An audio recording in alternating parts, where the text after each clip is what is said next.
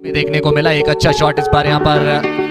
Right finger के left finger के उस खिलाड़ी के लिए जर्सी नंबर 10 अभी भी प्रयास करते हुए उस एकमात्र तीसरे बॉल को लेकर के आगे बढ़ते हुए लेफ्ट विकेट को पास दिया उन्होंने। एक खिलाड़ी साथ में लगे हुए छक्का पाएंगे उनको बिल्कुल छक्का है, लेकिन 4-5 खिलाड़ियों से घिरे हैं, ड्रिबल कर रहे हैं अभी भी। तारीफ कर रही होगी आपने, अच्छा खिलाड़ी कितने तेजी से लेफ्ट फुटर, लेकिन सेकंड पार से बाहर वो भी डाइव लगाई थी, लेकिन ये नहीं सेकंड पार से 10 नंबर की जर्सी खिलाड़ी की तारीफ करनी हो, क्या बढ़िया ड्रिबल करते हुए गए और उसके बाद उन्होंने ये लेफ्ट फुटर चलाया पेनाल्टी बॉक्स के बाहर से, सही कोना खोजा था लेकिन जी नहीं।